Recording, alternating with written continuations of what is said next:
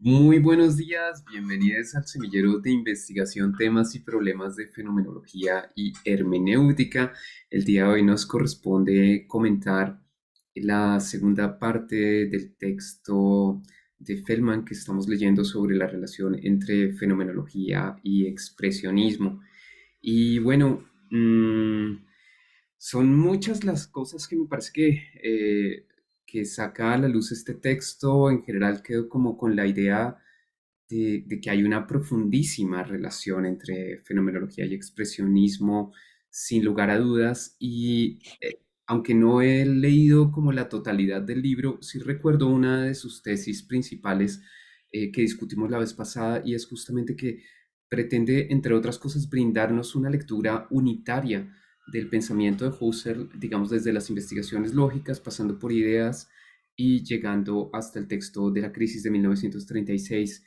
Y creo intuir por dónde va el asunto, y es que justamente eh, al sacar a la luz este etos expresionista de la juventud, apenas terminada la Primera Guerra Mundial, de alguna manera uno entiende cómo se conecta esta reducción fenomenológica, que aparentemente es algo muy abstracto, que aparentemente es algo que renuncia a la realidad tal como es entendida por el positivismo, por el realismo, por las ciencias empíricas, y termina, digamos, fijándose en los fenómenos en cuanto fenómenos o vivencias de la conciencia, y construyendo a partir de él, eh, mediante una serie de reducciones, que no termina en la reducción fenomenológica, sino que continúa hacia la reducción eitética, como la llamará Husserl, termina construyendo una filosofía eh, que intenta fijarse en lo a priori, en la posibilidad, en el reino de posibilidades,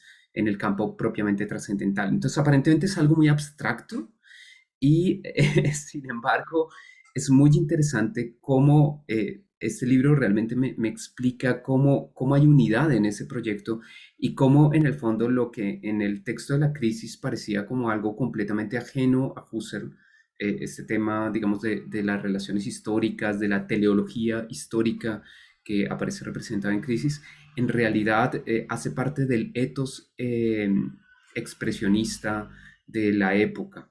Y en ese sentido, digamos que la reducción involucra no solamente una nueva actitud filosófica y el descubrimiento de un nuevo reino de objetos de los que se puede ocupar la fenomenología, frente al cual, digamos, ese reino de objetos aspira a construir una filosofía trascendental, sino que también puede representar una especie de nuevo ideal de ser humano, de nueva experiencia de vida, que Husserl pues pretende identificar con el desarrollo teleológico de la historia de la humanidad, con el desarrollo de la modernidad y de los ideales de la modernidad. Y en ese sentido, esa renovación de la filosofía termina convirtiéndose en una renovación del ser humano, en una renovación de la sociedad, y ve uno realmente cómo hay unidad. Entonces, digamos, bajo esta perspectiva, hay una clarísima unidad del proyecto husserliano, y al mismo tiempo hay una clarísima influencia del ethos del expresionismo en la fenomenología. Aquí no podríamos decir que la fenomenología es primero o segunda con respecto al expresionismo, sino que uno diría que hay un ethos común en ambas, un temple afectivo generacional de posguerra que ambas sin duda comprenden. Entonces, pues bueno, mi primera reacción es de un asombro gigante frente a esa relación tan íntima entre fenomenología y expresionismo, y una gran sorpresa por la gran cantidad de relaciones interesantísimas que hay acá.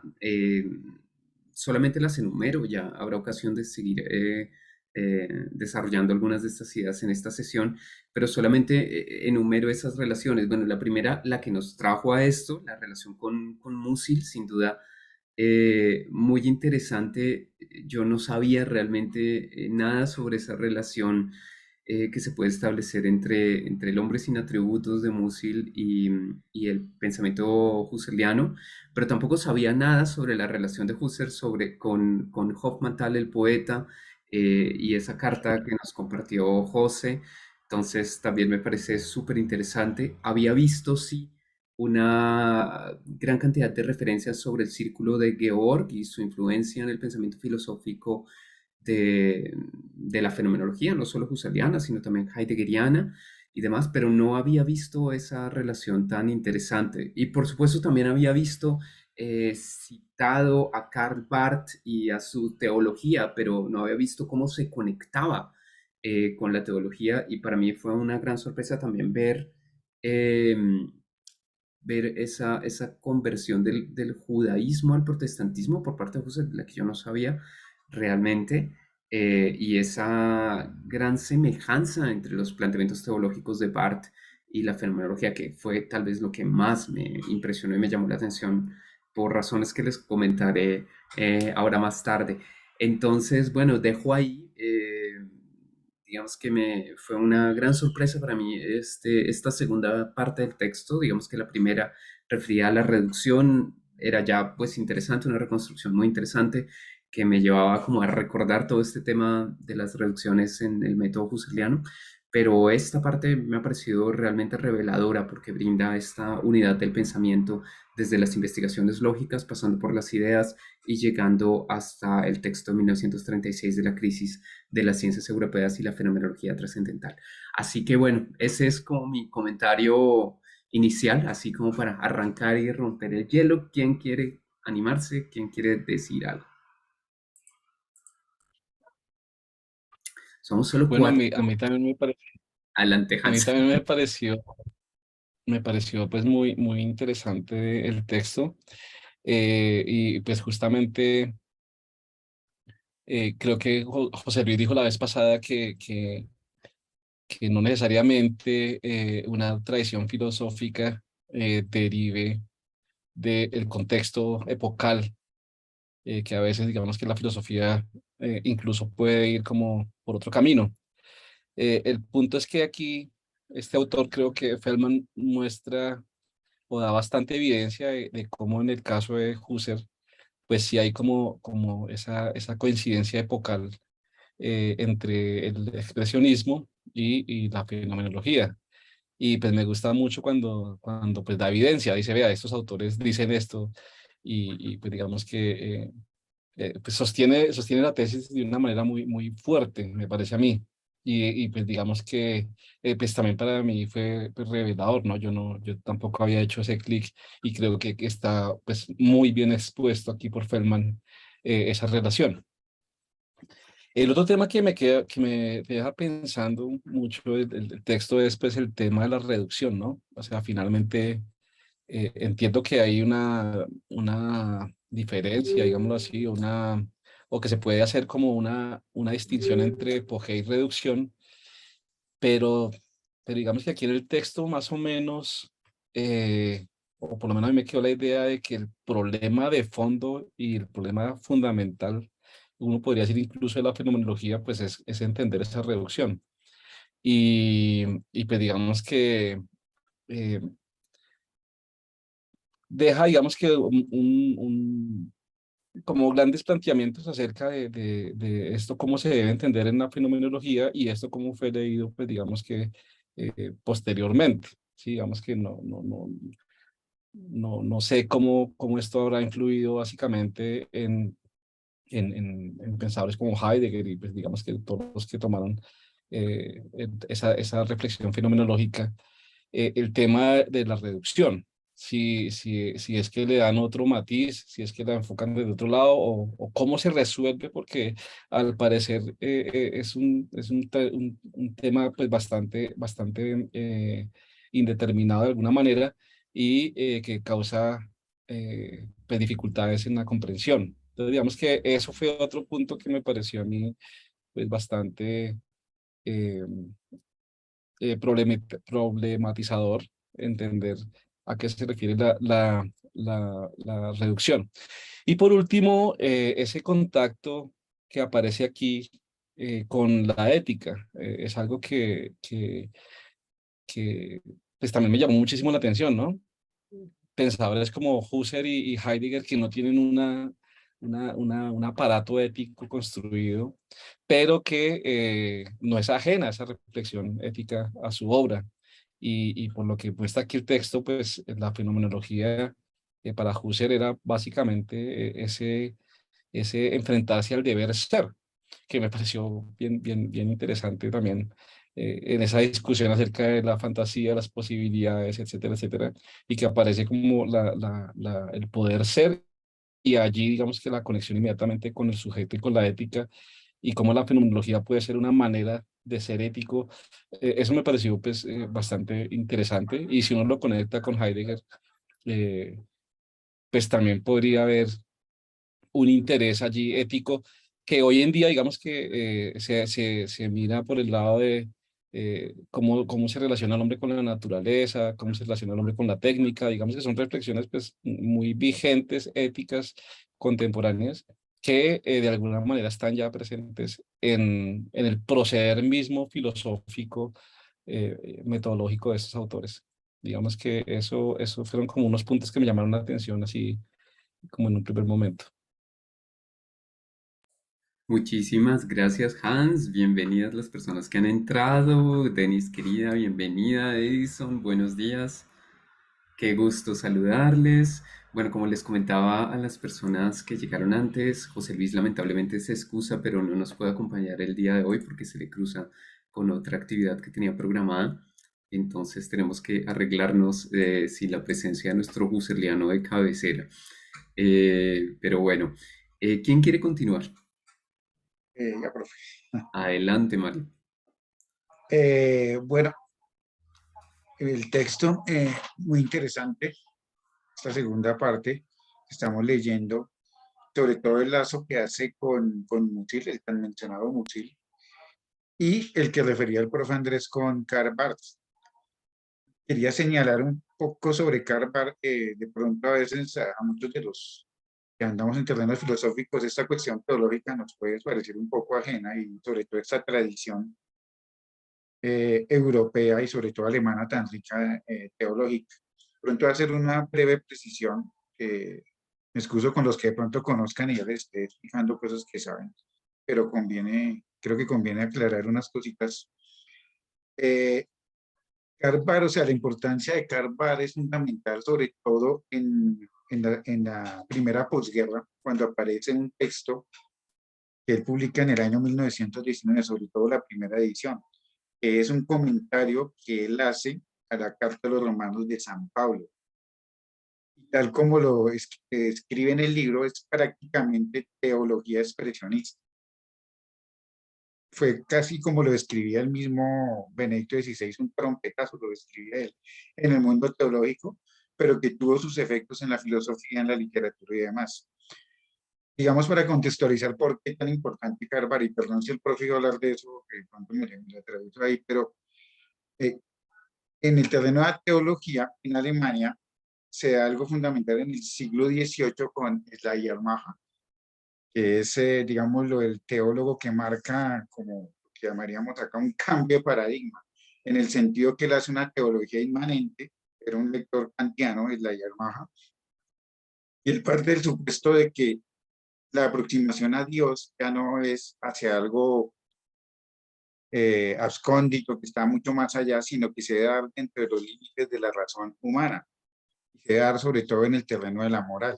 Prácticamente excluye cualquier tipo de trascendencia, y esto marca la teología no solo protestante, sino católica en los siguientes siglos.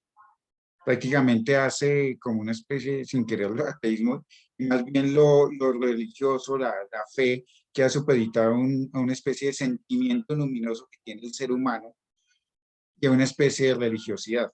Esto marca la teología en los siguientes siglos, aunado al hecho de que en Alemania, y sobre todo en la Alemania protestante, eh, la figura religiosa, por ejemplo, de los pastores, está supeditada a la figura civil, define que esa religión poco a poco se vaya como secularizando y pierda mucha de su riqueza.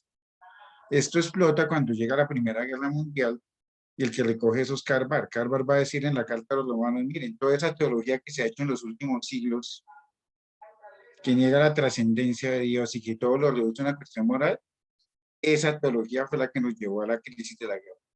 Existe un totalmente otro que es Dios, un Dios que está más allá del hombre y que no se mezcla con lo humano, y que ese Dios le está diciendo al hombre que no. Eso se le llamó la teología dialéctica.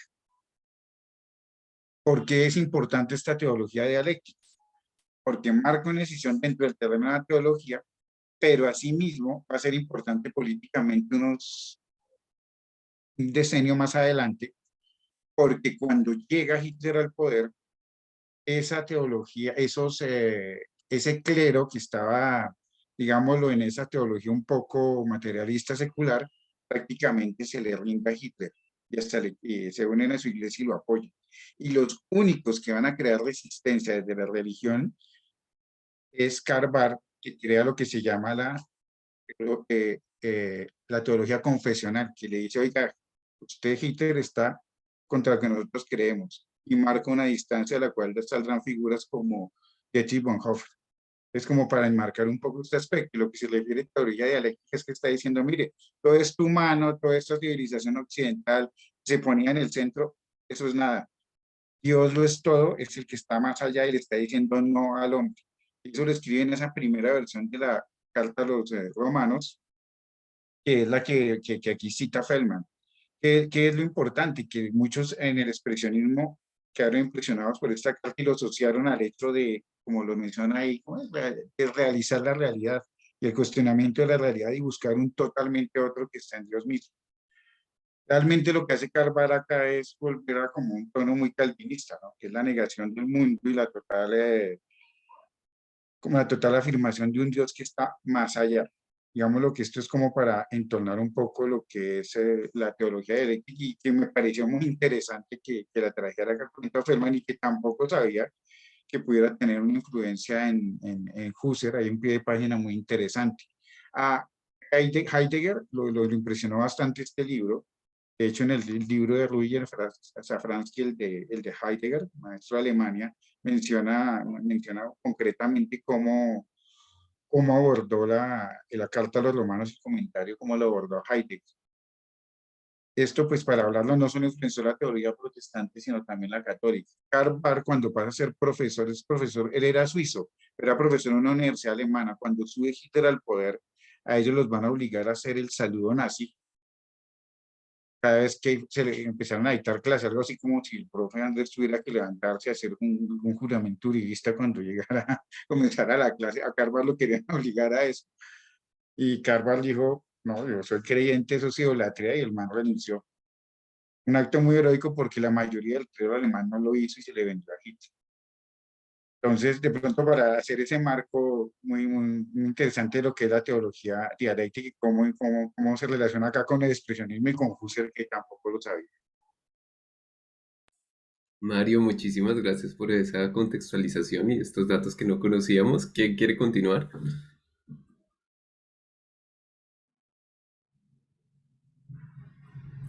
Vamos, vamos, timidez. A ver, yo Ana Mercedes, gracias. Adelante. me alegro mucho que por aquí esté Denis. Me encanta. Hace mucho pues no la escucho y bueno, la extrañaba por acá. Pero paréntesis, la van a poder escuchar la semana entrante en el evento que tenemos. Ajá, yo vi la programación. Por vean ahí, asistan a nuestra programación y a la conferencia de Denis en particular. Sí, qué rico. Bueno, a mí también me sigue pareciendo muy interesante esa relación aquí entre filosofía y arte, en concreto pues con el expresionismo y la fenomenología.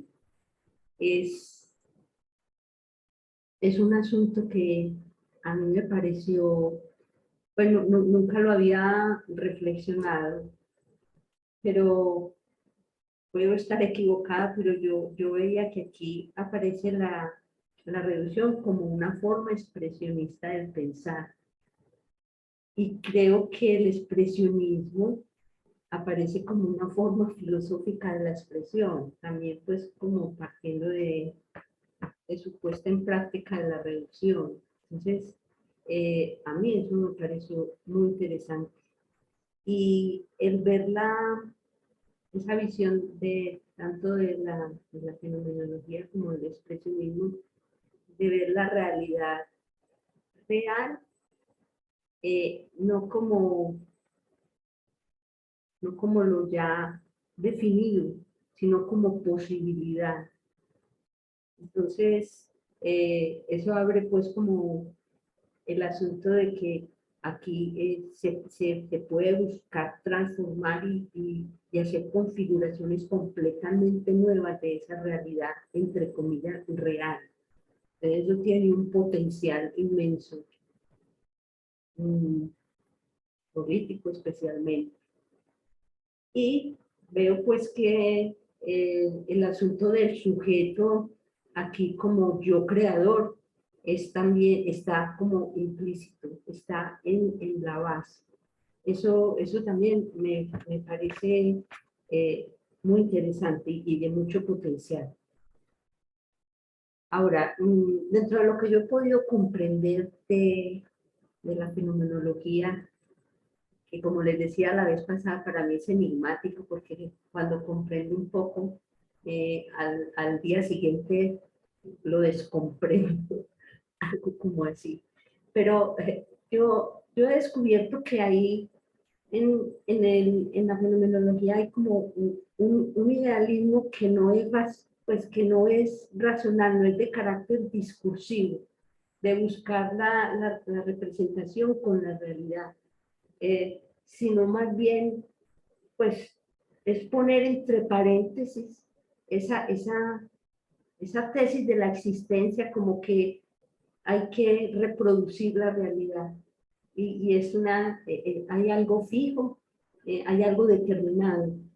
Yo veo que aquí lo que se abre son horizontes con la fenomenología, que toca toda la existencia, desde ese mundo de la vida.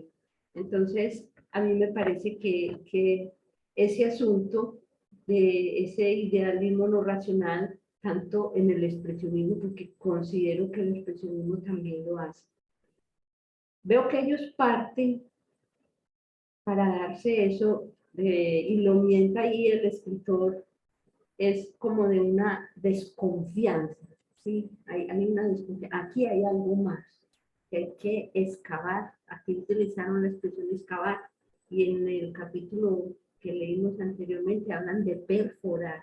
A mí me pareció muy interesante eso, es ir buscando, ir profundizando, y se encuentran hallazgos, relaciones que de la otra manera, como desde el positivismo, eso nunca se va a lograr ver porque es que las cosas ya están dadas y son fijas y son determinadas.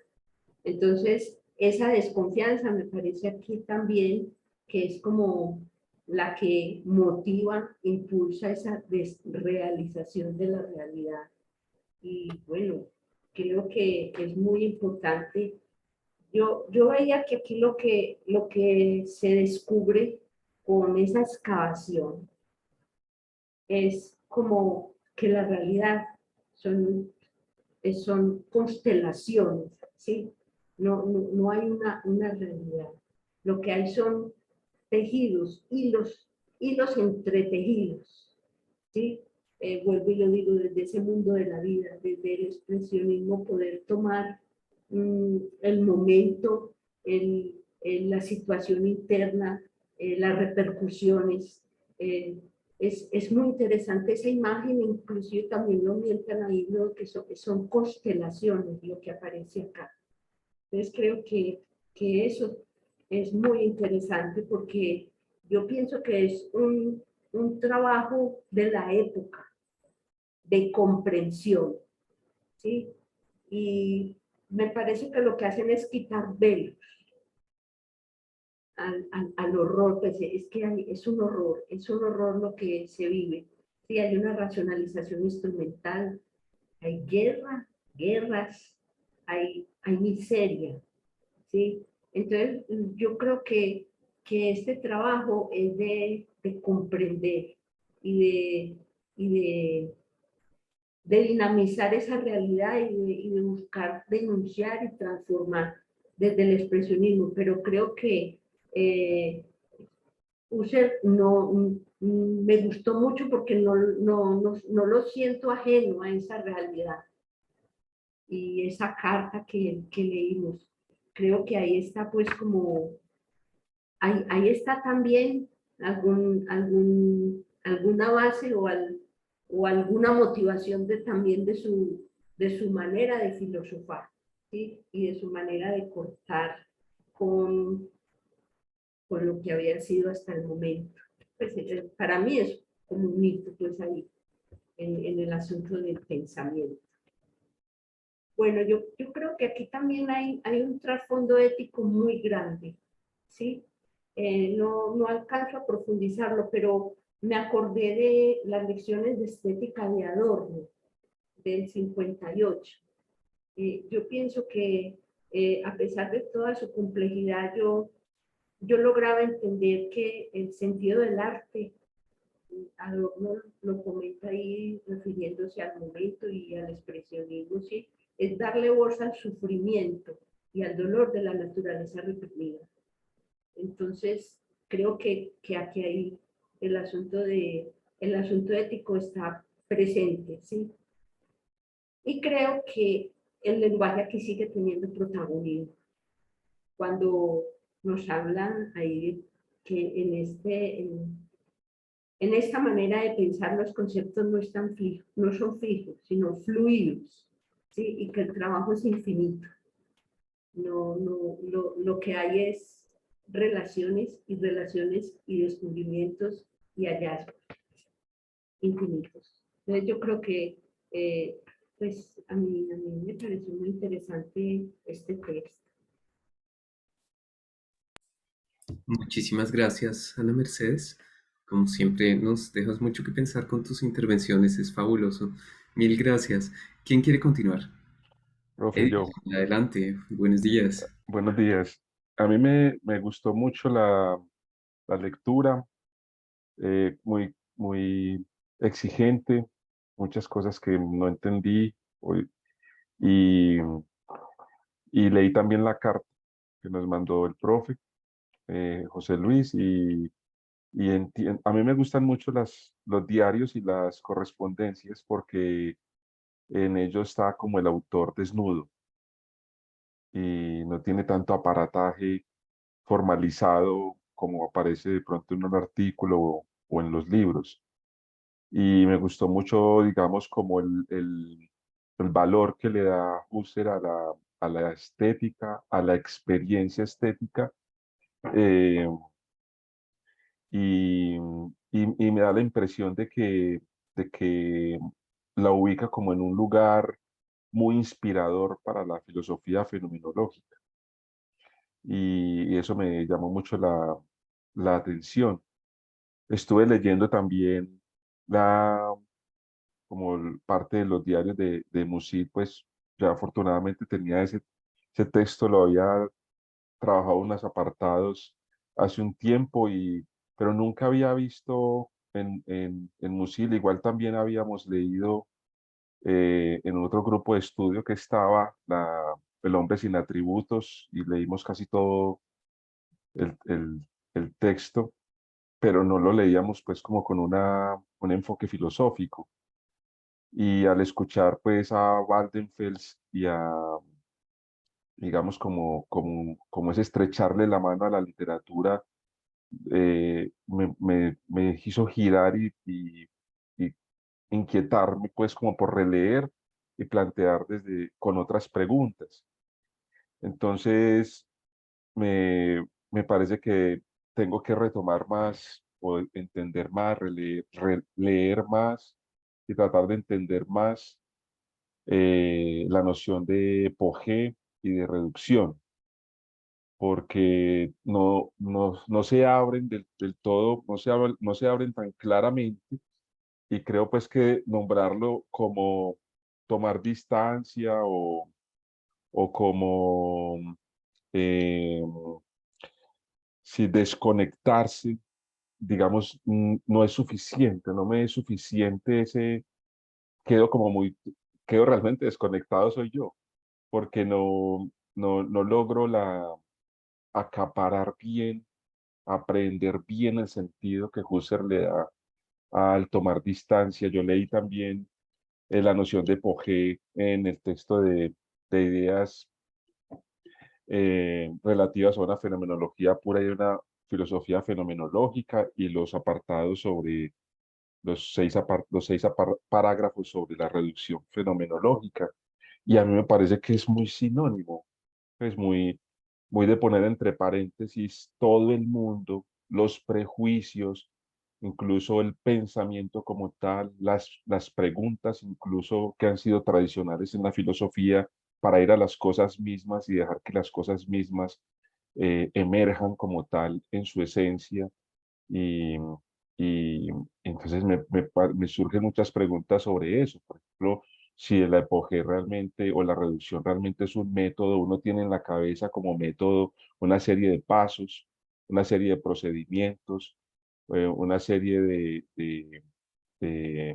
sí, de formas de llegar a un conocimiento, y más si trata de confrontar esa tradición empírico-analítica o positivista que viene de la escuela de Viena y que viene pues, de los griegos antiguos, de conocer el mundo con evidencia a través, validada a través de los sensibles, a través de los sentidos. Recordemos lo de Aristóteles, que el hombre, en la metafísica, que el hombre tiende a conocer y privilegia principalmente la visión sobre otros modos sobre otros sentidos. Entonces, todo ese ámbito como de reflexión me generó, en cuanto a pregunta, en cuanto, como decía Ana ahorita, como una necesidad de seguir leyendo, de seguir pensando este tema, que a mí me parece muy interesante, porque a mí me parece que en la filosofía hoy día tiene mucha más potencia la fenomenología dentro de las distintas tradiciones que tiene la filosofía. Es mucho más útil, es mucho más, eh, ex- eh, expone mucho más la condición humana, y eso es la reflexión pues que me generó. Ahora, con relación a la literatura, me da la impresión de que la literatura pareciera que inspirara más a la filosofía cuando retoma a Musil, cuando retoma pues esta parte del expresionismo. Me deja la sensación de que es la literatura la que está inspirando mucho a estos filósofos a pensar la condición humana. Entonces, digamos que esa reflexión me va apareciendo.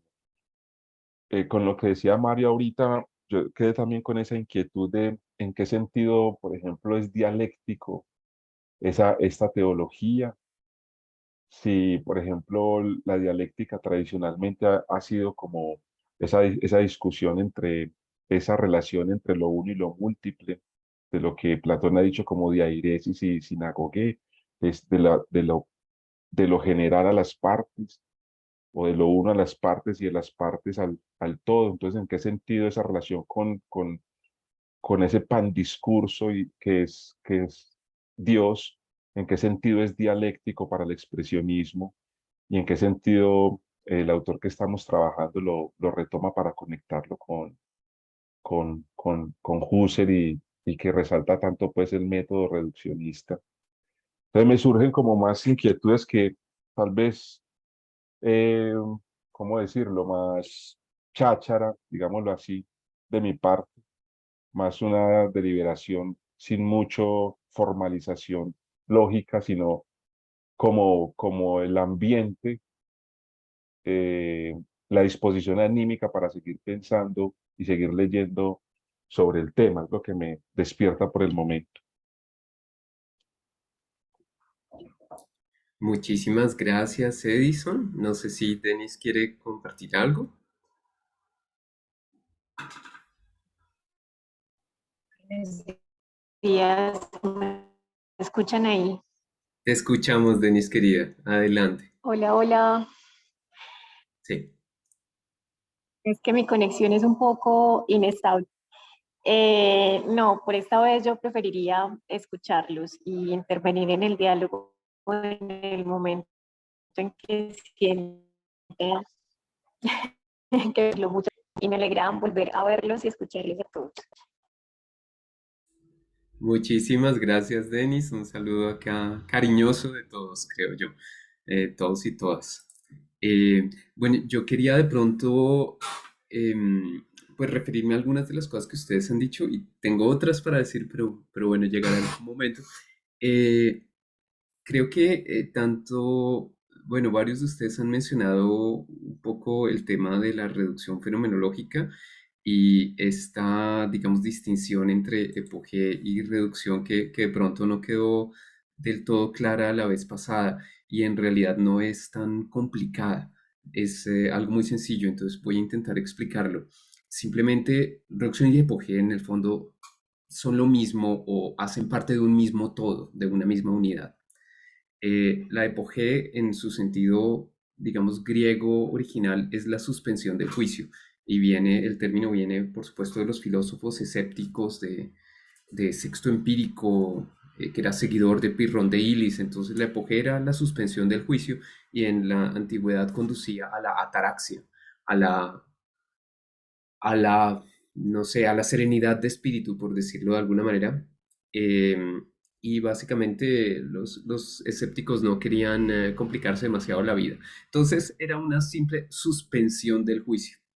Ahora bien, suspender el juicio implica un cambio de actitud frente a las cosas, implica no hacerse muchos problemas frente a las cosas, eh, e implica asumir una especie de actitud desinteresada frente a ello. Y ese cambio de actitud es lo que Husserl identifica como un cambio de la actitud natural a la actitud fenomenológica. Pero en el fondo, eh, Husserl no se queda en el fondo con esa simple suspensión del juicio, sino que a él le interesa justamente tematizar el campo de objetos de la fenomenología y entonces lleva un poquito más allá esta epogé fenomenológica y es ahí donde entra el tema de la reducción. La reducción da cuenta del campo, de la reducción del campo de realidades al campo fenomenológico como tal. Y es que con ese cambio de actitud eh, ocurre que todo aquello ante lo cual nos encontramos enfrentados, por así decirlo, en nuestra cotidianidad, adquiere un matiz diferente, ya no se lo toma como una realidad dada en la que estamos interesados en participar en medio de la acción, en medio de todo lo que hacemos, sino que se la toma como aquello que se me da, se me ofrece. Y ese ofrecerse es interpretado por Husserl como un ofrecerse en cuanto vivencia de la conciencia, en cuanto fenómeno de la conciencia. Entonces, la realidad ante la cual yo me enfrento ya no se me da simplemente como algo en lo que estoy, algo en lo que actúo, algo en lo que me encuentro interesado en el marco de la acción que yo ejecuto, sino algo que yo observo con cierta distancia, con cierto desinterés, y en ese sentido ello me remite a la realidad en cuanto fenómeno de la conciencia o en cuanto vivencia subjetiva de la conciencia. Y es ahí en donde a Husserl le interesa caracterizar el campo de trabajo de la fenomenología y en donde él dice que se abre todo un universo de trabajo desconocido hasta entonces, el campo de los fenómenos de la conciencia. Y esa reducción del campo de realidades y digamos que sigue a la epogé, como algo inherente a la epogé. Y, y finalmente la reducción habla del residuo que queda después de cambiar de actitud. E inicialmente, digamos, hay muchas versiones, digamos, de la reducción fenomenológica. Husserl mismo redactó varias veces distintas versiones, unas en las cuales esa reducción concierne un cierto campo de objetos y otras en las cuales era necesario realizar ulteriores reducciones del campo para llegar finalmente al campo que a él le interesaba. Entonces, bueno, básicamente la primera reducción tiene que ver con una reducción de la actitud natural al campo de los fenómenos de la conciencia. Se llama reducción fenomenológica en cuanto que el residuo de la reducción son los fenómenos en cuanto entendidos como fenómenos de conciencia, como fenómenos subjetivos. Y a partir de esa reducción, Husserl realizará ulteriores reducciones, dos tipos de reducciones distintas. La reducción eidética es una de ellas y la reducción fenomenológico-trascendental es otra de ellas. En cuanto que la primera, la reducción eidética, busca también reducir el campo ya no hacia los fenómenos como tal, sino hacia las ideas eh, de las cuales esos fenómenos son fenómenos. Entonces implica un nuevo cambio de actitud que se fija ya en el campo de la esencia, lo llama así Husserl, o idea, y ahí aparece ese platonismo del que hablaba el autor Feldman, eh, y que puede ser vista, digamos, mediante la reducción. Entonces a eso le llama reducción eidética o ideación o visión eidética o visión de esencias. Y al mismo tiempo existe otra reducción fenomenológico trascendental en donde el, el cambio de actitud ya no se da frente a las cosas que se me dan, frente a la realidad, sino frente a mí mismo. Y esa reducción pretende sacar a la luz, eh,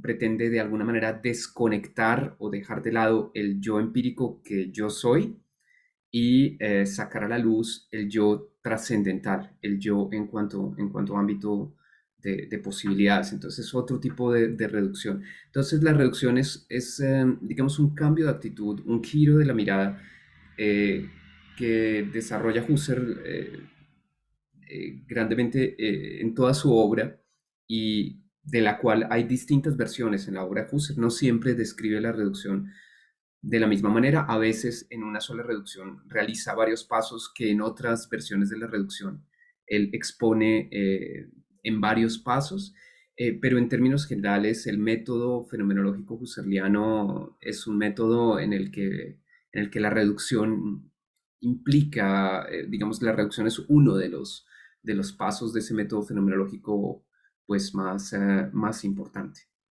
Eh, digamos, dejémoslo ahí. No sé, creo que Edison quería decir algo hace rato. No, no, era que mientras estabas hablando de eso, profe, yo se me ocurría era cuál puede ser la diferencia entonces con el positivismo, porque él quiere distanciarse de eso.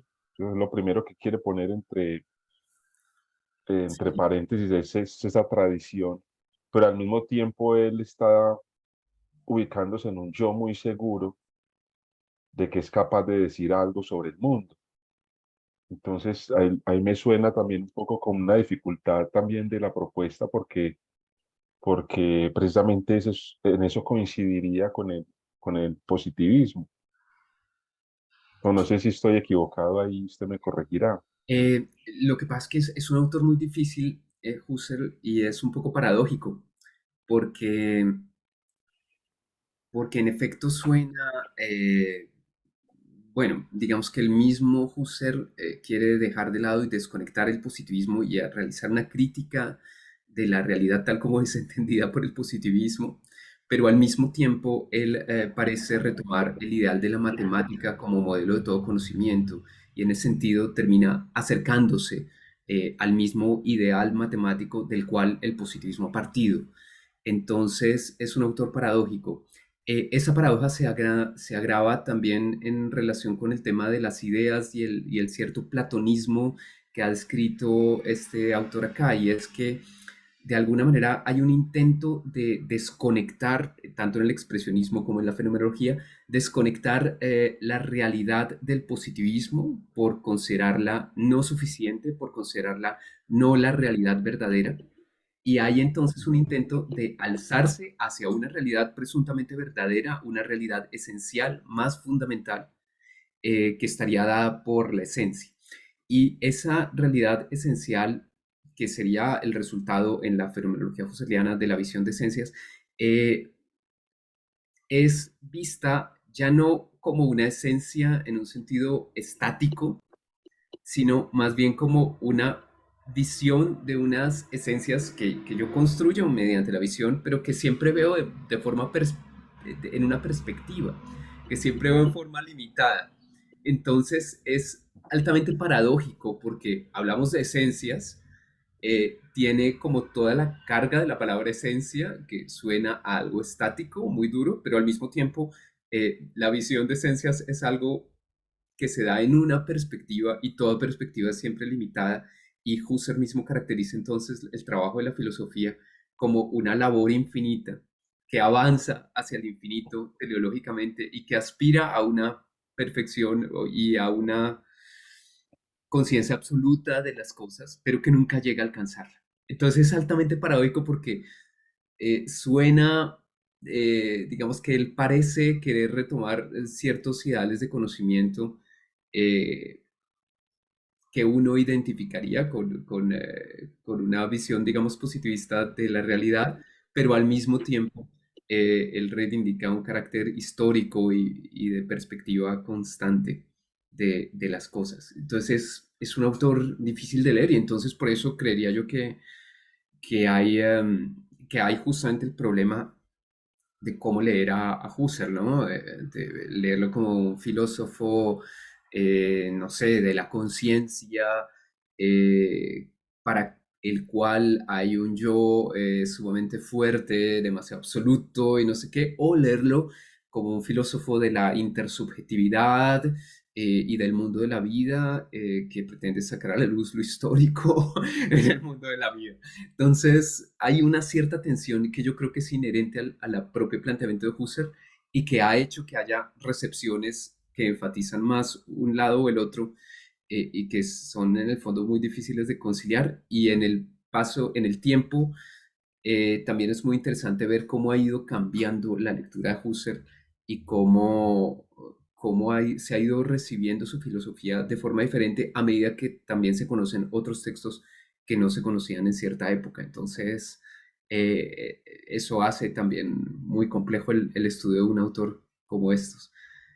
Em, sí, no sé si alguien quiere decir algo más sobre eso.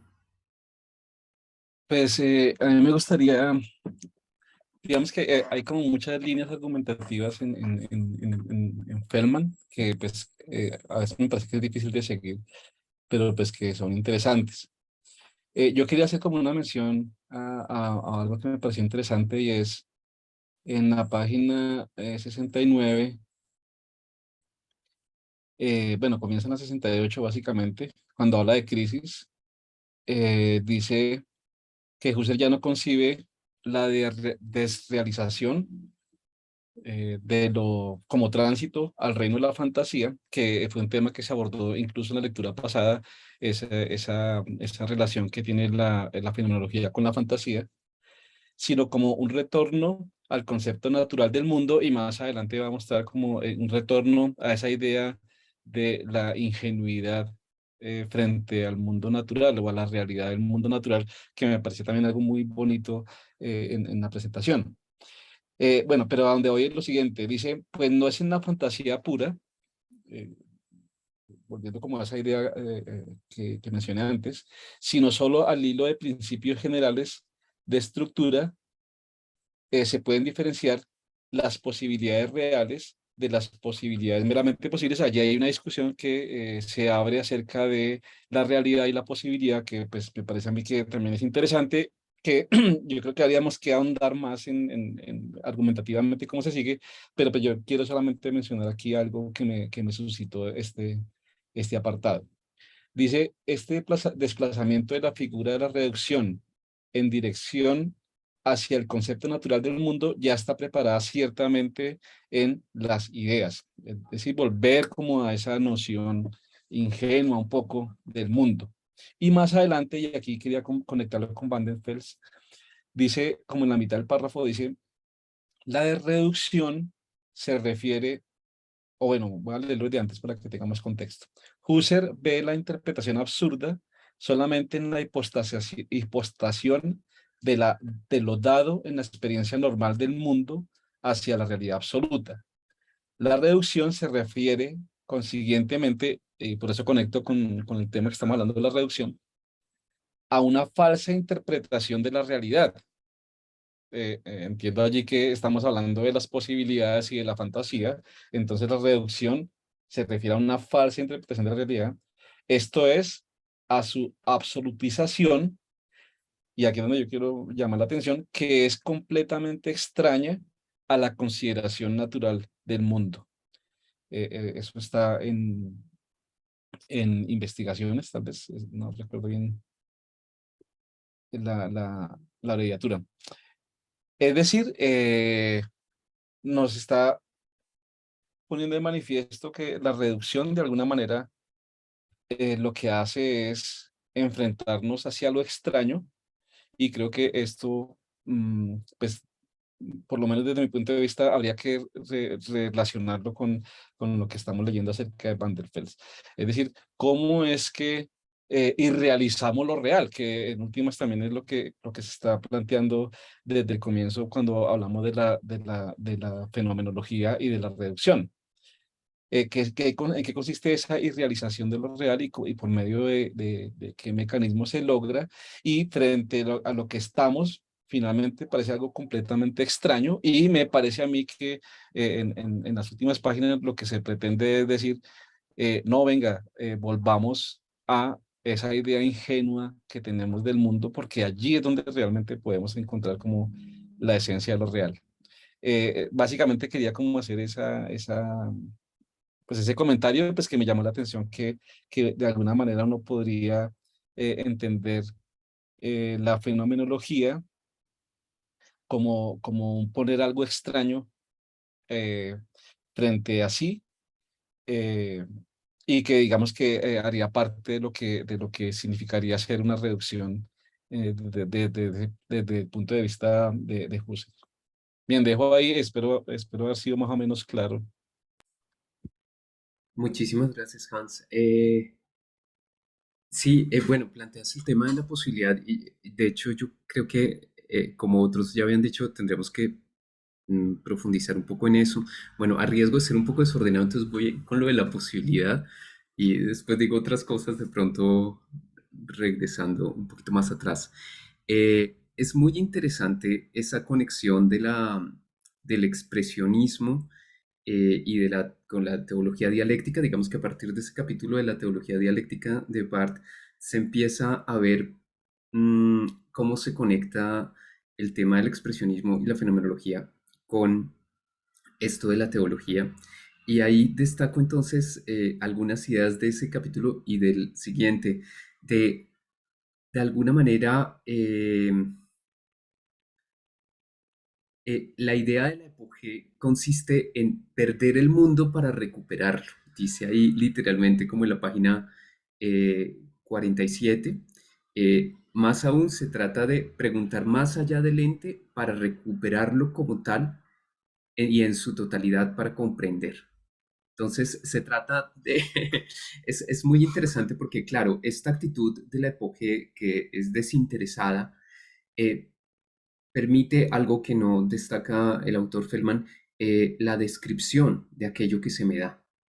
Y esta actitud desinteresada, pues ya me permite la distancia que necesito para no agregarle a las cosas que se me dan una explicación teórica, sino limitarme a describir lo que aparece en la forma como me aparece. Entonces, de ahí que la actitud de la epogé es muy interesante porque de entrada el lema a las cosas mismas, en realidad, en mi opinión, está conectado a la idea de epogé misma, porque el lema a las cosas mismas, que pretende describir lo que se me muestra tal como se muestra y dentro de los límites como se muestra, en realidad lo que busca es, desde la actitud desinteresada que se ha alcanzado con la suspensión del juicio, con la epogé, eh, obtengo la distancia necesaria para describir las cosas desde sí mismas y no atribuyéndoles una teoría, una explicación o basándome en la aprehensión de las cosas, en los prejuicios en los que permanezco. Entonces, en cierta forma, yo pongo entre paréntesis el mundo, desconecto el interés que tengo yo frente a ese mundo de las realidades, no para perder el mundo, sino para recuperarlo, para profundizar en él. Entonces, por eso Feldman insiste en que aquí no hay una especie de abandono del mundo, sino una intensificación del mundo que me lleva al mundo verdadero. Y entonces insiste como en ese mundo verdadero, digamos, por detrás del mundo del positivismo que se quiere criticar.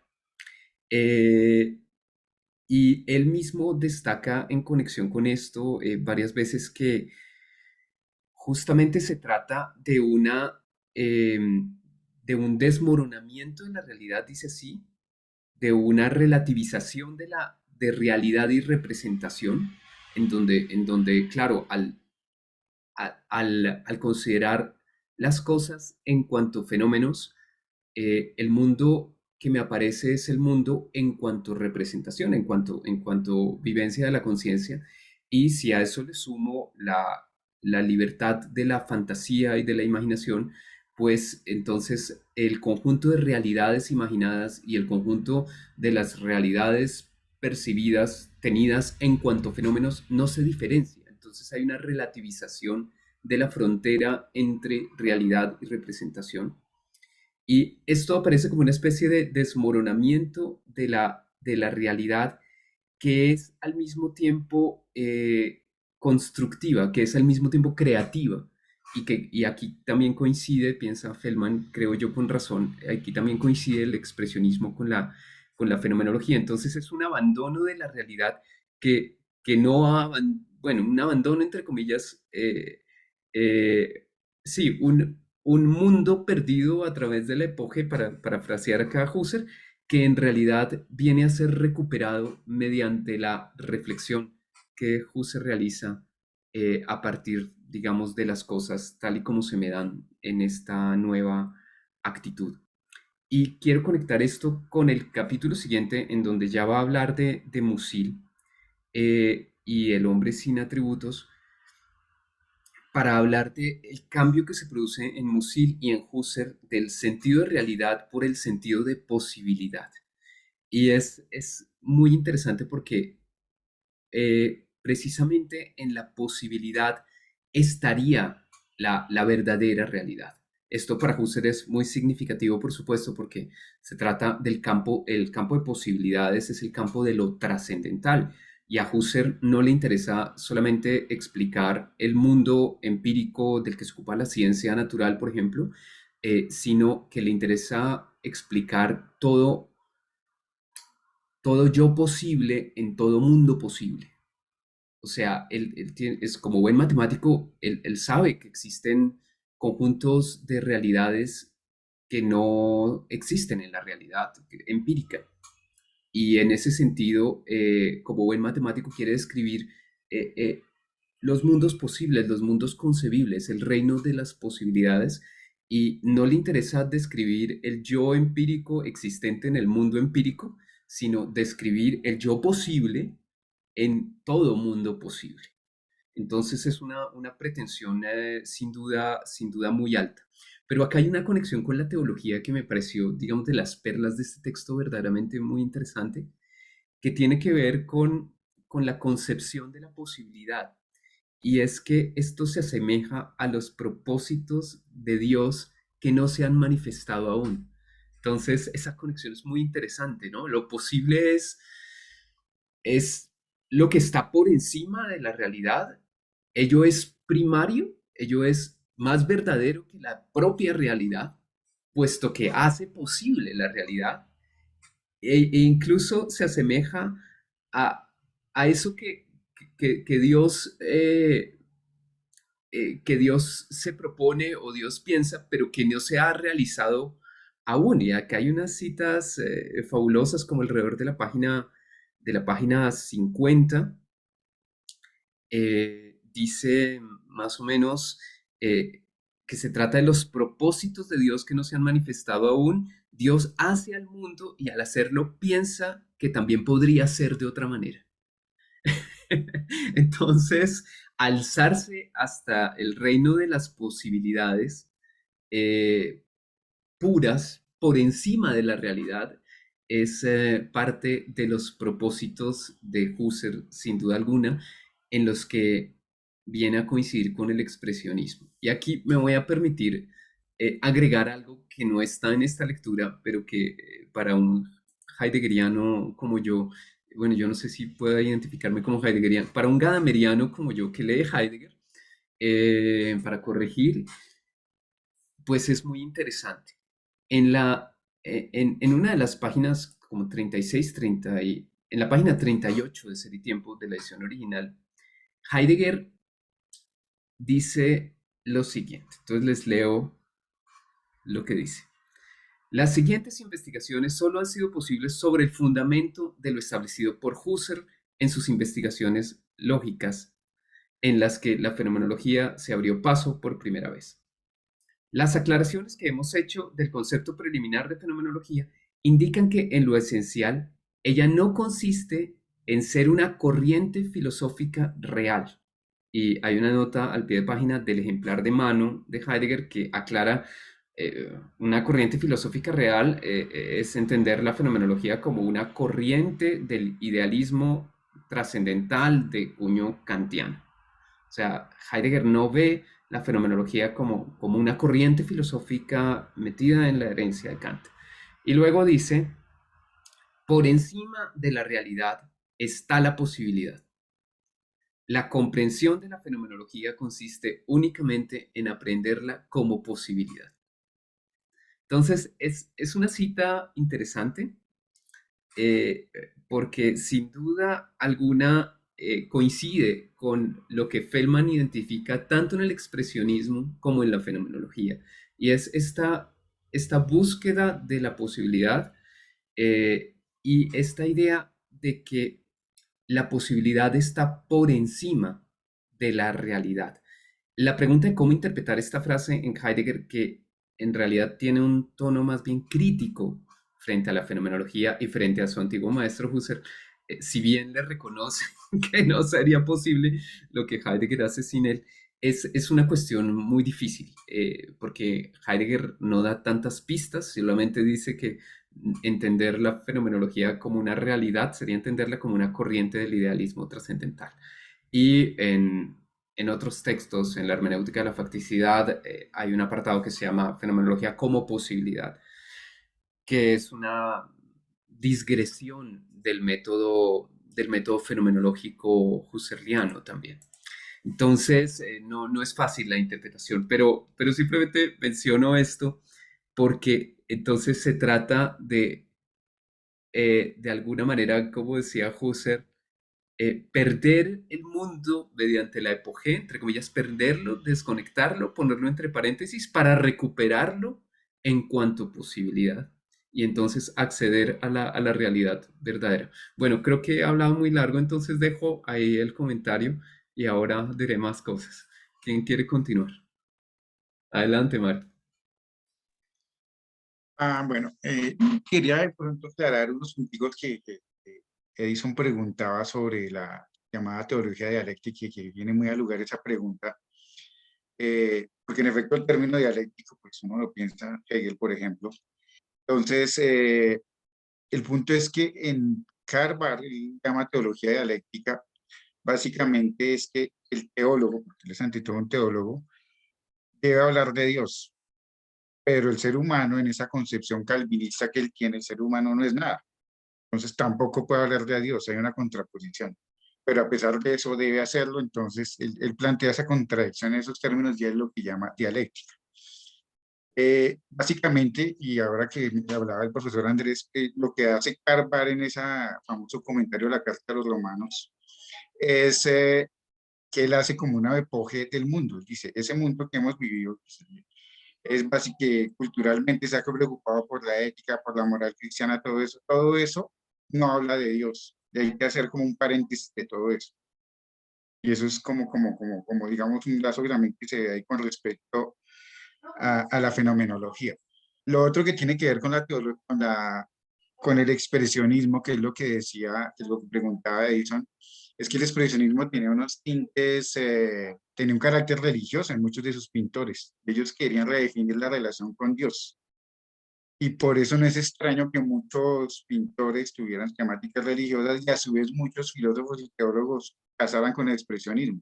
Además, por ejemplo, de Carvar hay un teólogo famoso, Paul Tillich, que también fue muy querido por los expresionistas y que él también tiene resonancias de este tipo. Eh, Algo interesante, de pronto que haga más como cuña, es que hay un filósofo colombiano que ha trabajado este tema de Karl Barth, la dialéctica, y lo ha trabajado con Hegel, que es el profesor Jorge Aurelio Díaz, el traductor de la fenomenología del espíritu que recientemente. Profesor Jorge Aurelio Díaz, que también es teólogo y es un filósofo de gran talla, él tiene un ensayo muy interesante que la propuesta de él es que uno de los grandes críticos de Hegel en la Europa, en la filosofía, en la Europa del siglo XX fue Karl Barth, y tiene un texto que está en Ideas y Valores, que es la crítica de Karl Barth a Hegel. Eso lo dejo como cuña para el que se le anima a meter a eso. Porque Karl Barth, de hecho, es una lectura filosófica. Karl Barth no es un teólogo como esos que uno se imagina de Meguengues, es una lectura muy dura y tiene un carácter filosófico. Lo otro que quería apuntar es lo que tiene que ver, que ahora que el profe hablaba de ese aspecto de la posibilidad versus la realidad, y que el Musil da la posibilidad, se enraiza de tal manera que el mismo sujeto empieza como a desboronarse, a perder consistencia, a tal punto que es un no sujeto. Y eso marca mucho esta época del Imperio Austrohúngaro y esta época de entreguerras. Solo lo menciono, por ejemplo, con Kafka. Si ustedes se fijan, los personajes no tienen en muchos casos nombre, ¿no? Se llama Joseph K, y son anónimos porque el sujeto se va desboronando, es solo posibilidad y solo atributos, como diría Musil. Y hago una conexión acá como para dejarla también como sugerencia, que esto es algo que Riquet trabaja en su texto de identidad narrativa, y él menciona mucho a Musil ahí, que es el hecho de que ese no sujeto también a la larga es una forma narrativa no necesariamente negativa. Está en el texto de identidad narrativa también. Entonces, básicamente, eso era como para aclarar esos puntos que me pareció muy interesante las observaciones de Edison. Gracias. Completo lo que acabas de decir, Mario. En la página 51 dice, hombres sin propiedades demuestra la no narratividad de lo posible. Pueden configurar la desrealización solo como negatividad. Y ahí es donde habla como de esa desrealización del sujeto narrador o algo así. Esa conexión ahí se me escapa. O sea, este libro trae una gran cantidad de cosas que uno quisiera trabajar con más detalle. Y esa importancia de Musil, a quien yo no he leído, tanto para Waldenfels como para Ricoeur y como para Husserl ahora, esto es impresionante, sí. Miren este parrafito que tienen en los diarios que da la idea de que yo creo que ahí es donde lo del hombre sin atributos, cuáles son los atributos que no tiene. Yo había pensado que los atributos que no tiene este hombre que resalta Musil son esa capacidad matematizable o esa capacidad calculadora de explicar el mundo en los términos del positivismo. Es decir, eso es lo que se viene al suelo, es decir, esa imposibilidad de explicarlo todo desde esa perspectiva es lo que intuyo yo que es lo que deja sin atributos a ese hombre moderno. Y miren lo que dice él en el diario, dice, yo vivo en las regiones polares. Cuando me asomo a la ventana, no veo más que blancas superficies tranquilas que sirven de pedestal a la noche. Hoy, en torno mío, un aislamiento orgánico. Es como si yaciera bajo una capa de hielo de 1000 metros de espesor. Y a mí eso me da esa sensación de soledad, esa sensación radical de intimidad y de privacidad. Prácticamente es como si fuera un paréntesis del mundo.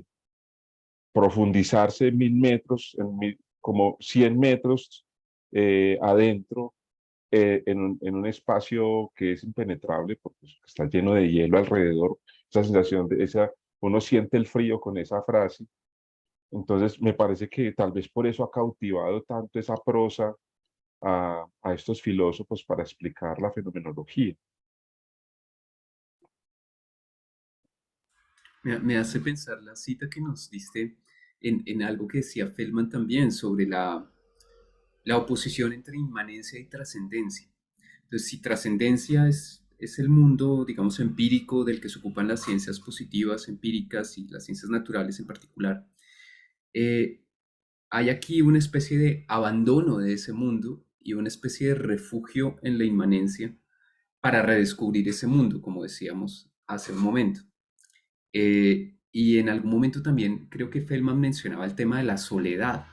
De alguna manera, claro, creo que era justamente en la carta de Hofmannsthal y Husserl, se mencionaba cómo, creo que Hofmannsthal en su carta a Lord Candos de 1901 hablaba de una cierta soledad, de la búsqueda de una nueva relación con el mundo que involucraba una especie de trascendencia del mundo en donde uno se comportaba solamente como espectador para contemplar el arte puro, le decía después Husserl en su carta, eh, y uno estaba en una especie de como de soledad muy grande. Incluso creería que el propio Husserl usa ese término, soledad, que después, curiosamente, es retomado por Heidegger acá de memoria,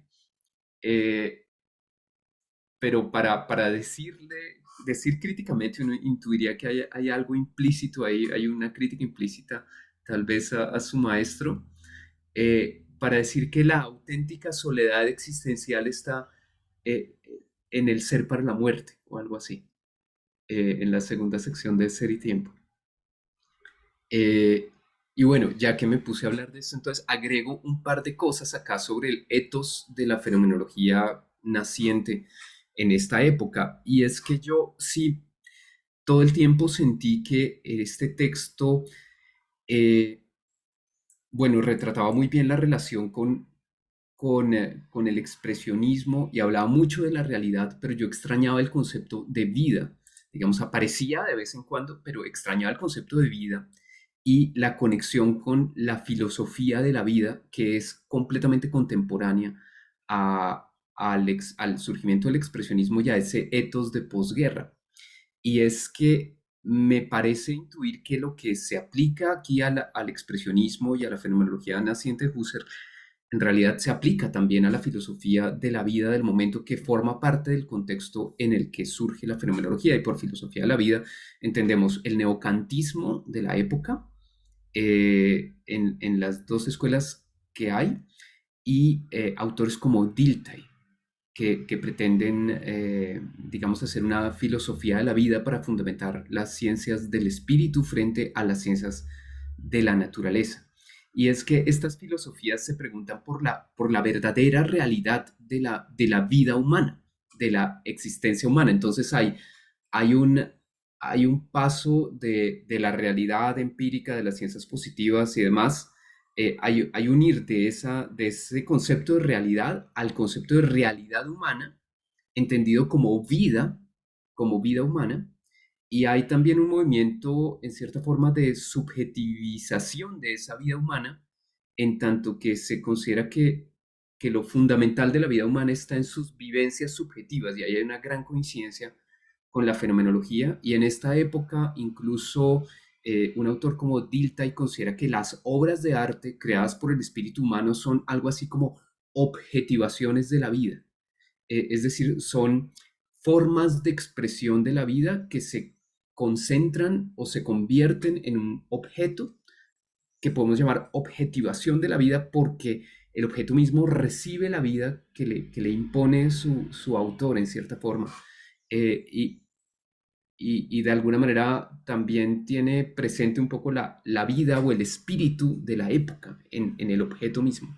Entonces comprender es comprender esa vida que se ha objetivado o algo así. Entonces yo extrañé esa relación con la filosofía de la vida y para un Profe, heideggeriano, qué pena que me interrumpa con sí, sí, respecto a eso. Lo que pasa es que en la segunda parte del libro se bueno, llama, se llama Introducción sobre la teoría de la filosofía vivida. Y tiene una capítulo que es filosofía de la vida y filosofía vivida. Entonces, la mm, segunda parte del libro que no, que el profe todavía no conoce. no, claro, pero es que tú no nos lo escaneaste, ¿cómo vamos a hacer? Sí, prometo No, pero, escanearlo y enviarlo ah, este fin de semana. tarea. Pues muchas gracias, Mario. Podemos completar nuestro libro. Pero sí, yo veía que esto se aplicaba igual, porque tanto Husserl como Heidegger quieren volver al tema de la vida. Cuando Heidegger escribe en 1923, Poe dicta su curso de hermenéutica de la facticidad, a lo que está retornando es al concepto de vida fáctica y estar también considerando que la vida de la que hablan las ciencias y que la vida de la que se ocupa la filosofía no es la realidad verdadera, no es la vida verdadera y que hay que regresar entonces a la vida eh, antes de convertirse en objeto. Acá hay una frase de Kafka que me llamó mucho la atención, que él cita mucho antes. En la página 30 dice, siempre tengo un deseo tormentoso de ver las cosas como se podrían mostrar antes de mostrárseme. Ahí están bellas y tranquilas. El deseo de ver la realidad esencial de las cosas exige ciertamente la destrucción de las nociones, tal como solo el poeta puede realizarla. Y entonces es prácticamente Husserl, pero prácticamente Heidegger también pues en su espíritu, en su ethos. O sea, yo creo que ciertamente acá ambos autores comparten este ethos, si bien se enfrentan a esa tarea de una manera un tanto diferente. Profe, y en la carta, él termina la carta eh, que le escribe a Hofmannsthal con una manera, me parece como muy potente, cuando dice, me reservaré decir alguna cosa acerca de su obra. Pienso que el elogio, como las críticas y el discurso erudito de cualquier tipo, le son a usted bastante indiferentes, y que las tres reglas de oro del artista, en el sentido más amplio, que son a la vez los secretos públicos de toda verdadera grandeza, le son sin duda evidentemente conocidos, a saber, primero, el artista posee genio, lo ha de tener, si no, no es un artista. Dos, sigue pura y exclusivamente su daimon, que lo impulsa desde el interior a actuar de un modo ciegamente intuitivo. Y tercero, todos los demás lo saben mejor de todos modos, así que el artista los contempla a todos ellos de modo meramente estético o fenomenológico. Ese cierre de perseguir la intuición, de, de expresarla, de escribirla y prácticamente serle leal a ese espíritu, digamos, propio, y de comparar esa labor del esteta con la del fenomenólogo, me parece un reconocimiento pues al arte muy interesante. Sorprendente que eso venga de Husserl. O sea, yo creo que en otra época no me habría imaginado que Husserl pudiera decir algo así. Sí. Bueno, hace rato está por ahí Orlando. Yo quería saludarlo y darle la bienvenida. Ustedes no lo conocen. Orlando está construyendo su proyecto de doctorado. Bienvenido, Orlando. Te presento a Ana Mercedes, Edison, Hans, Mario y otros que no han venido, pero que nos acompañan con frecuencia. Muchas gracias, profesor Andrés. Mucho gusto. Bueno, bienvenido. Me alegra y nos alegra que estés con nosotros. Bienvenido todas las veces que quieras. No había tenido ocasión de saludarte. Muchas Eh, gracias. no sé, Orlando, si alcanzaste a leer nuestra lectura, tengas alguna reacción o algo que quieras compartir. Bueno, no, la verdad sí estoy, es más como de espectador en este momento. Sí, qué pena. No, no te preocupes, me imaginé que no habías alcanzado a leer o algo así. tranquilo. Nosotros además ya estábamos leyendo desde la sesión pasada este texto y estábamos, la verdad, hoy terminando lo que nos habíamos propuesto solamente. Bueno, yo no sé si quieran destacar algo. Yo, la verdad es que pues yo sigo fascinado todavía por esta forma, digamos, de poner entre paréntesis la realidad para descubrirla. Y lo que mencionaba Edison de la comparación entre la, entre el ver estético y el ver fenomenológico me parece muy cierto. Me parece muy cierto y yo creo que en cierta forma Heidegger lo comparte, digamos que en algún sentido Heidegger mismo siempre destacó que la fenomenología era la visión de las cosas. eh, y, y él mismo creo que también comparte, mejor dicho, para decirlo claramente, yo creo que Heidegger comparte la suspensión del juicio, más desconfía profundamente de, de la evidencia, por cuanto la evidencia, digamos que las cosas se muestran como evidentes ahí delante de uno, supone la objetivación de esas cosas y desconfía de la conciencia como campo propio de la fenomenología. Es decir, lo que no le gusta a Heidegger, le gusta la actitud, me parece que le gusta la actitud no interesada que permite la descripción fenomenológica, pero no le gusta el que la conciencia termine convirtiéndose en campo de trabajo de la fenomenología. Es decir, no le gusta la reducción. Pues para seguir con nuestra explicación de los términos, le gusta la suspensión del juicio, más no su consecuencia, que es la reducción fenomenológica. Entonces, no retoma en el fondo la reducción fenomenológica completamente, por lo menos. Si bien a veces uno siente una cierta actitud, y si bien después también utilizará técnicamente, en 1927 en un curso, utilizará técnicamente el término reducción. Es decir, hay un aire de familia y no es tan sencilla la cuestión. Yo tengo como tarea pendiente mirar hasta qué punto Heidegger retoma o no retoma el método husserliano. Yo creería que no, que tiene, digamos, una forma de aproximación a la fenomenología muy distinta. Eh, pero la pregunta no es tan sencilla, porque hay un aire ahí de Heidegger muy cercano a Husserl también. Eh, entonces, bueno, no sé, comento eso. No sé si quieren comentar algo al respecto o decir otra cosa. Sí, a mí me gustaría comentar algo a ese respecto. Estoy buscando la cita que tú leíste al comienzo. ¿Qué página dijiste? La de Husserl, cuando habla de... De la realidad eh, 47. 47, sí, espérate un segundo, llego allá. Primeramente hay que perder el mundo por la epoge para recuperarlo Eso, en es, autorreflexión universal. exactamente ese, dice, página 47. Sí, yo también tengo señalado aquí. Primeramente hay que perder el mundo por la epogé, es decir, ahí está como el paso que tú mencionas, para recuperarlo en la autorreflexión universal, y pues a más abajo está lo que piensa Heidegger a ese respecto.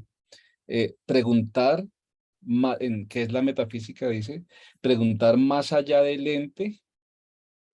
Ya aquí no lo estamos poniendo como en epogé, sino un preguntar más allá del ente para recuperarlo como tal y en su totalidad para el comprender.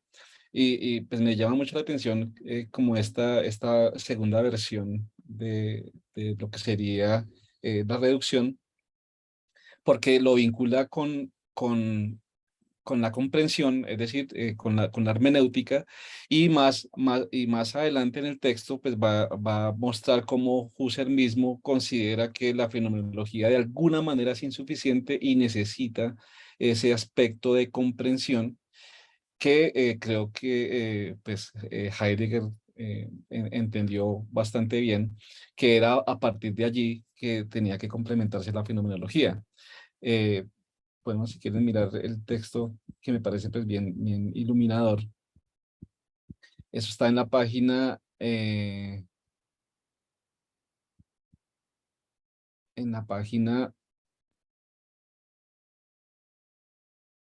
Bueno, me perdí ya. Bueno, ya casi como terminando el texto,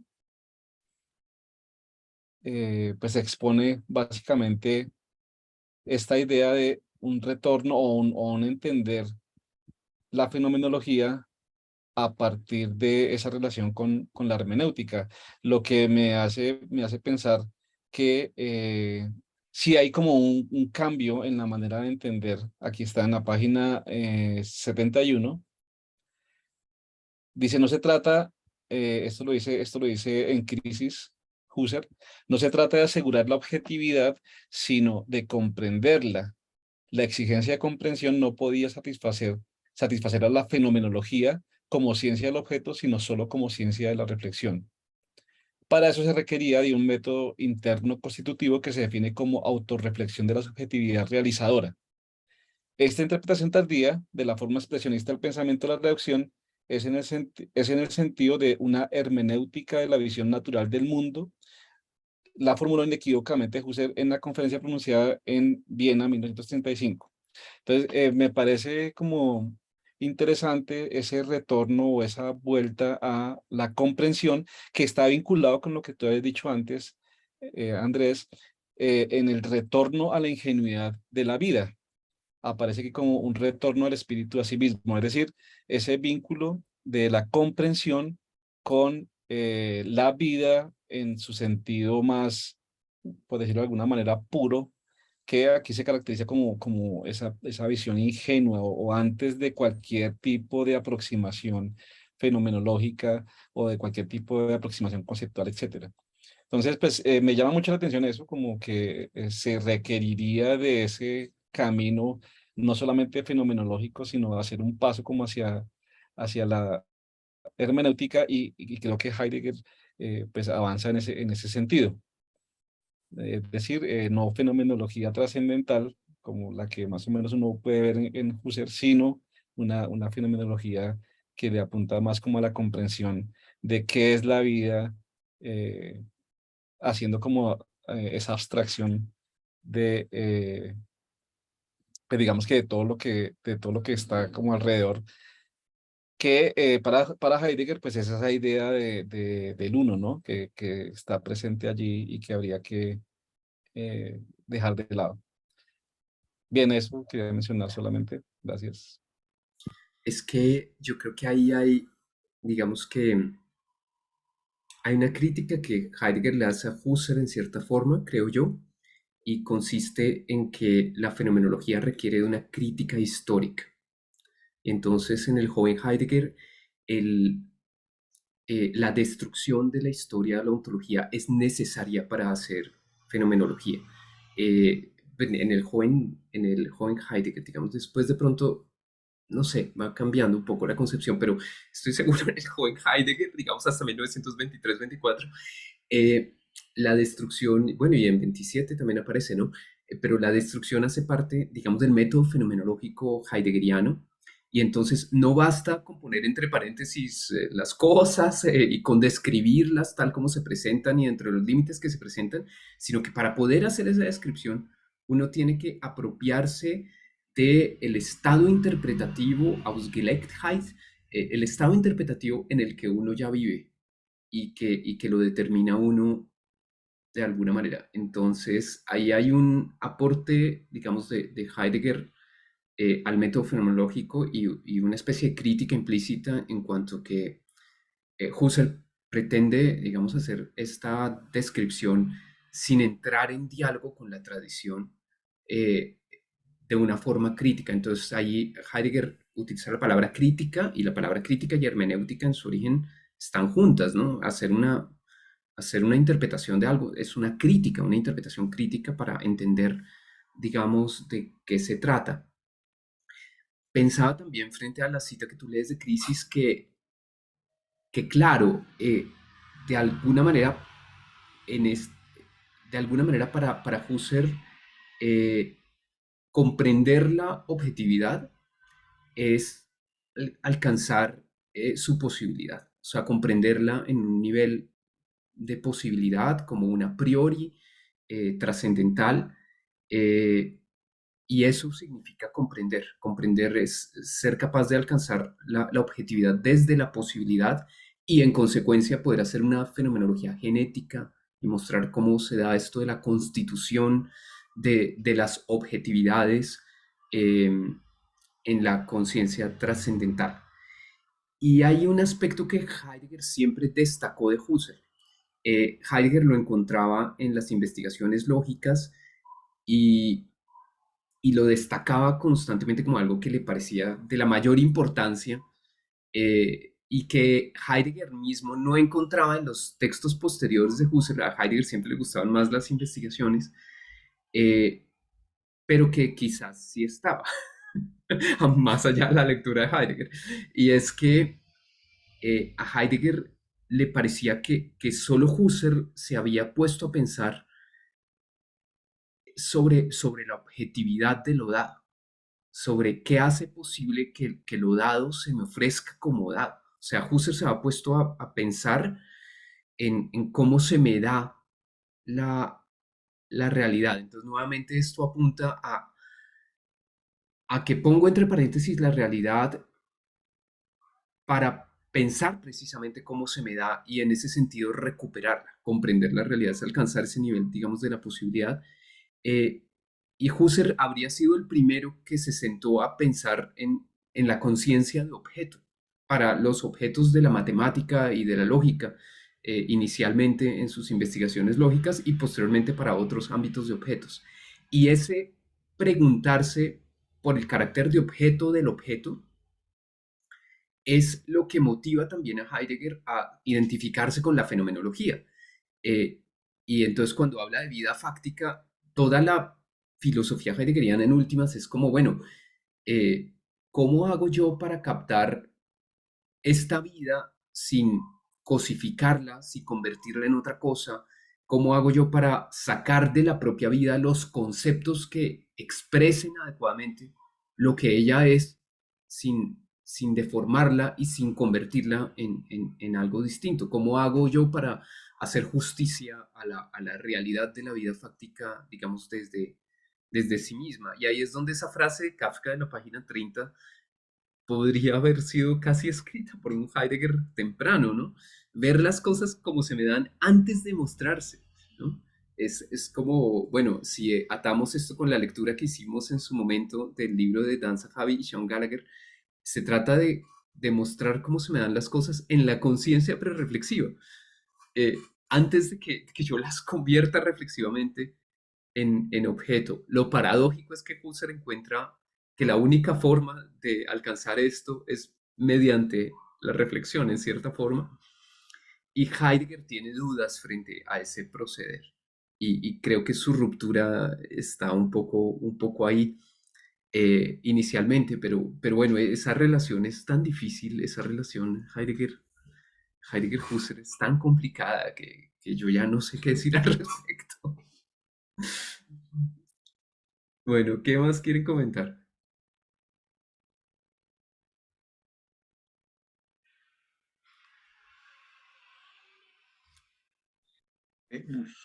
Mario, adelante. Pues digamos ya como concluyendo de la lectura de Fermat, algo muy interesante que si uno mira los manuales de filosofía, digamos en ese periodo del expresionismo, hay un gran número de filósofos que hoy en día a duras penas quedan como referencia: Nator, Leibniz, el mismo Scheler, Harman, que son como pues, un pie de página. Entonces uno se pregunta por Los qué. neokantianos. Los Hay que neocantianos. sumarle a Wildenbach y Rickert, los neokantianos de la escuela de Baden, y al propio Dilthey que yo mencioné en su momento. Entonces alguien comentaba que, si alguien era, creo que Gutiérrez Giraldo, decía que en gran parte fue, este olvido vino porque hubo un gran terremoto en el mundo de la filosofía en 1927 que fue Ser y Tiempo. Muchos de los problemas que allí que estos filósofos planteaban de pronto ya no generaron el mismo interés o ya quedaron superados. Bueno, al menos eso comentaba él. Pero entonces hay algo que me llama la atención a mí: porque seguimos hablando de Husserl. Porque Husserl sigue siendo tema. Entonces, lo que yo creo que la respuesta, al menos que yo encuentro, nos la da Feldman en la página 86, al final del texto. Cuando él habla de que Husserl estaba buscando la realidad toda su vida y que, pues, a modo de ver, para Feldman no la encontró, pero que en ese camino que recorrió Husserl, dice él textualmente, dice, gracias a Husserl, el mundo se ha vuelto en buena parte más legible. Parece que es una joya esa frase porque seguimos hablando de Husserl, más allá del imperio austrohúngaro, una época que ya queda como anticuario. Y el otro punto es que gracias a Husserl, que es lo que también extraigo de Fermat, la fenomenología, ese poderoso movimiento, lo tenemos nosotros, es decir, que él de alguna manera trae esas propuestas de la fenomenología, nos las trae a nosotros cada vez que las actualiza para nosotros. Digamos lo que quiero destacar de Fermat en ese sentido. Ah, y una última observación que es más anecdótica, y es que con respecto a lo que dice el profe de la frase de Kafka, de ver las cosas antes de que el hombre las nomine o demás, me recuerda mucho una frase de William Blake en su poema El matrimonio del cielo y el infierno. Dice, si las puertas de la percepción se purificaran, todo se aparecería al hombre como es infinito. Que de hecho es de ahí sale de Doors y bueno, más o menos es como un anticipo fenomenológico de William Blake. Básicamente es eso. Buenísimo, pero es que me estabas haciendo recordar mis clases con Carlos B. Gutiérrez de Wildenband y Rickert. En su momento los leímos y ellos tenían un concepto de realidad como un constante fluir, eh, y uno podría reconocer ahí estos mismos impulsos del expresionismo y podría encontrar también ahí muchas bases para el pensamiento fenomenológico posterior. Es decir, a mí me parece claro que la fenomenología hoy en día, después de leer esto del expresionismo, bueno, surge como un etos de una época, claramente, pero además también se enriquece mucho del neocantismo. Y no hay mucha gente dedicada a eso, solo conozco dos, Alejandro Vigo y Stefano Cazzanelli, ambos dedicados a sacar a la luz ese diálogo con el neocantismo, pero realmente no hay muchos, no hay muchos y es muy importante tema, muy importante. Eh, sí, bueno, ¿quieren comentar algo más? ¿Qué quieren concluir? Vamos ya cerrando.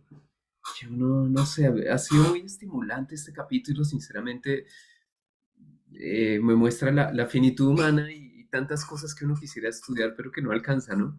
Eh, Me hace pensar si deberíamos, cuando terminemos el libro de Waldenfels, de pronto pensar en profundizar en la relación Husserl-Heidegger, por ejemplo. Sería muy interesante intentar cómo ubicarnos bien ahí, buscarnos unos textos buenos. Se me ocurre que podría ser un buen tema después. Veo Sí, que yo pensaba que yo también tenía esa idea, pero me daba mucha timidez decirla, pero bueno, volver a como trabajar directamente a Husserl, y bueno, en este caso también a Heidegger, y tratar de establecer como relaciones interdisciplinarias, que también ha sido un trabajo que el propio Andrés ha estado haciendo y ustedes también, compañeros en sus investigaciones. Él pensaba mucho en las ciencias sociales, que es donde yo pues me muevo más, que ahí se lee mucho a Husserl, más que a Heidegger, y mucho a Gadamer también, y a Riquet. Eh, y la pregunta de Mario fue pues me caló mucho, o sea, ¿por qué? Porque todavía Husserl sí. Y yo creo que en buena medida es porque él resalta la subjetividad, resalta la primera persona, resalta las vivencias del ser humano, y, y las ciencias sociales trabajamos es con eso. Entonces, Husserl es muy leído, de pronto no sé si ustedes de pronto distinguen a Alfred Schutz, que es el sociólogo fenomenólogo, que es el que introduce esa idea de fenomenología social y de intersubjetividad profundamente husserliana.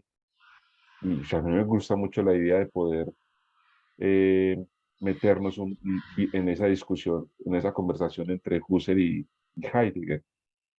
Porque otra forma de hacerla sería a través del método fenomenológico. Digamos que uno podría escoger como varias lecturas representativas de lo que llamaríamos método fenomenológico en Husserl, pero también en Schutz, pero también en otros, y ver cómo va cambiando y cómo no es el mismo método y sin embargo hace parte de un movimiento muy diferente. A mí me gustaría leer Schutz también, porque en el semillero siempre leemos cosas que yo no he leído, entonces eso es fascinante. Yo quisiera aportar que también me sumo a esta idea de buscar como el puente entre los dos pensadores. Quizá la fenomenología sea como el más llamativo. Em, y pues quería también mencionar algo que seguramente nos vincularía con Gadamer y es como estas ideas que se plantean aquí acerca del lenguaje, que también digamos que en el texto se exponen. Y pues me gustaría leer en la página 58, dice, se menospreciaría la significación del fenómeno si en el cambio de estilo se quisiera ver solamente algo exterior. Este cambio resulta más bien del núcleo de la forma de pensamiento de la realización de realizadora, cuya dialéctica acontece en el medio del lenguaje. El lenguaje toma precisamente la posición racionalmente no cubierta de la unidad de reducción y producción. Husserl sostiene que con la reducción desaparece la tensión entre representación del mundo y el mundo mismo, la diferencia entre representación y realidad. En las ideas, la demostración de esta tesis es presentada primordialmente a través del lenguaje. Me parece a mí que esto terminaría también siendo un vínculo interesante de analizar. El tema del lenguaje en Heidegger también es un tema importante y pues evidentemente en Gadamer va a ser prácticamente central eh, para comprender la hermenéutica. Entonces podría ser también allí un vínculo interesante para trabajar. Bueno, muy bien, tendremos que ir construyendo nuestra agenda del año entrante. Bueno, yo les propongo que terminemos aquí. La próxima sesión la realizaremos el 20, ya que la semana entrante tenemos nuestros eventos de filosofía varios. Tenemos nuestro quinto simposio de fenomenología y hermenéutica, que este año tiene como tema experiencias de infancia y vejez. Y tendremos una conferencia antes de empezar este evento, el martes a las 7 de la mañana, si se animan, del profesor Robson Ramos sobre la experiencia del sufrimiento en el cáncer infantil. Les volveré a enviar la información para que la tengan presente, aunque yo creo que ya la recibieron en el grupo del semillero. Y bueno, el 20 de octubre entonces volveremos con nuestra lectura de Waldenfels. Si no estoy equivocado, sí, nos corresponde lo de habitar corporalmente el espacio, que es un tema muy bello. Y después nos queda el otro capítulo que se llama Olvido y Recuerdo Corporal, que también continúa un poco por el tema de la memoria corporal y tiene buena pinta. Ambos tienen muy buena pinta, como todo lo de Waldenfels. En fin. Entonces, bueno, no sería más, les agradezco muchísimo que tengan una muy buena tarde y qué gusto siempre aprender de ustedes. Mil gracias. Gracias a